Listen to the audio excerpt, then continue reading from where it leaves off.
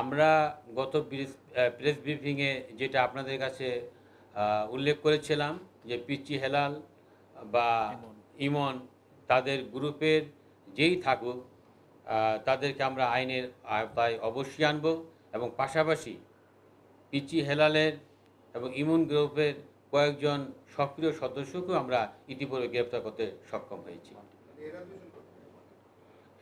এদেরকে আমরা এখন পর্যন্ত ট্রেস করতে পারিনি, তবে আমরা চেষ্টা অব্যাহত রয়েছে যে আমরা তাদের পাওয়ার সাথে সাথে আমরা গ্রেপ্তার করতে সক্ষম হই ইনশাল্লাহ।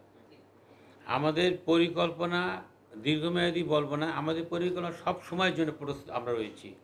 আমাদের পরিকল্পনা কোনো সন্ত্রাসী, কোনো খারাপ কাজে লিপ্ত, অবৈধ কাজে লিপ্ত কেউ আইনের হাত থেকে রক্ষা পাবে না। আমাদের প্রক্রিয়া আপনারা যে প্রশ্ন করেছেন, আমাদের অভিযান সব সময় অব্যাহত থাকবে। এটা শুধু একটা দীর্ঘমেয়াদী পরিকল্পনা, আমাদের পরিকল্পনা সারা বছরের জন্যই, সব সময়ের জন্য। হ্যাঁ, আমরা তো অভিযান আপনাদের সকলের সহযোগিতায়, আপনাদের সহযোগিতা আমি কামনা করছি এবং আমাদের যারা গোয়েন্দা রয়েছেন, আমাদের যারা থানা পুলিশ রয়েছেন, সকলের সহযোগিতায় আমরা শীর্ষ সন্ত্রাসী বলেন, যারা চাঁদাবাজ বলেন, ছিনতাইকারী বলেন, সবাইকে আমরা আইনের আওতায় আনার জন্য আমরা সক্রিয় রয়েছি। গত 24 ঘন্টায় ঢাকা মহানগর গোয়েন্দা পুলিশ কর্তৃক বিভিন্ন জায়গায় অভিযান পরিচালনা করে চাঞ্চল্যকর হত্যা মামলার আসামি গ্রেপ্তার, আদাবর ছিনতাইকারী কর্তৃক কবজি বিচ্ছিন্নকরণের ঘটনার আসামি গ্রেপ্তার, ছিনতাই কাজে ব্যবহৃত সুইচ গিয়ার সহ ছিনতাইকারী গ্রেপ্তার ও লুণ্ঠিত স্বর্ণসহ আসামি গ্রেপ্তার করতে ডিবি সক্ষম হয়েছে। আমি ধারাবাহিকভাবে আপনাদের কাছে উপস্থাপন করছি।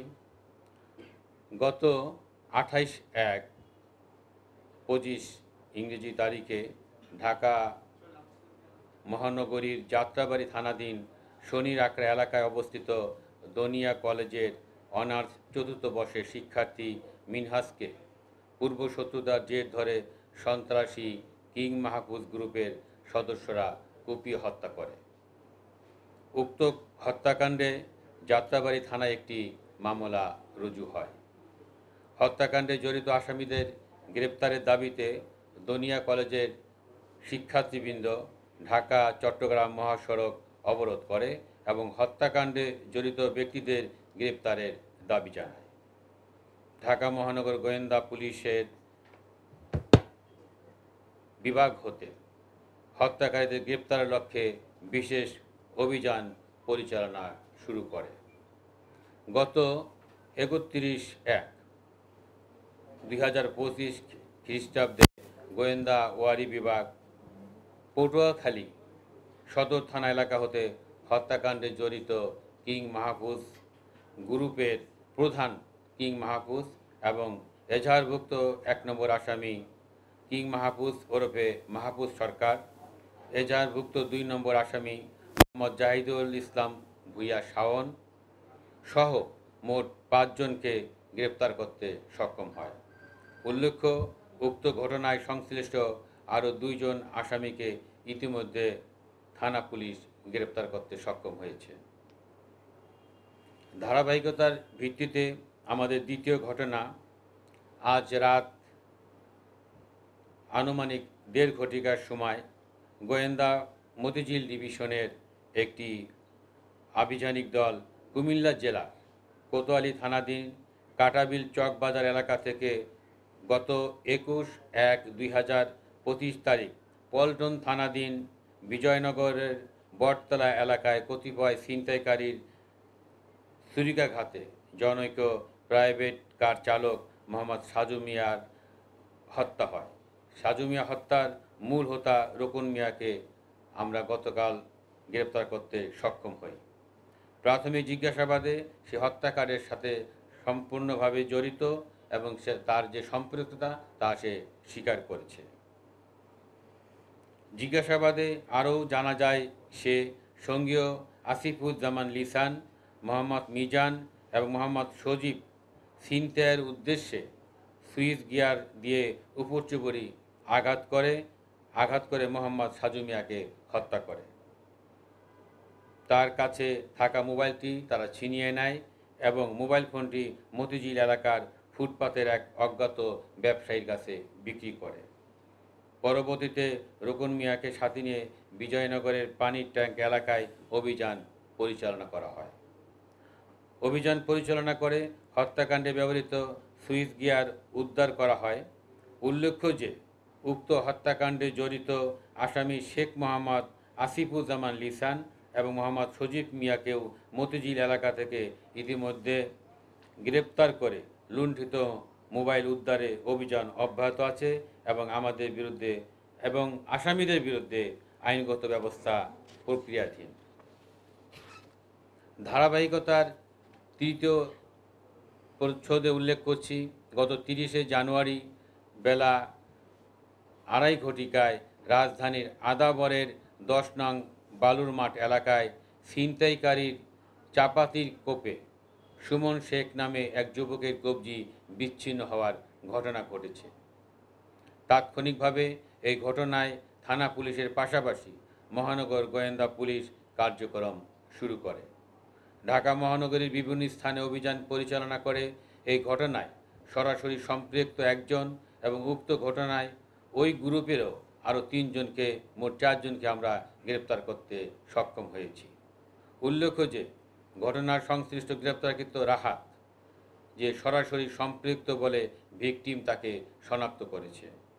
এই ঘটনায় অন্যান্য আসামিদের গ্রেপ্তারের অভিযান চলমান রয়েছে।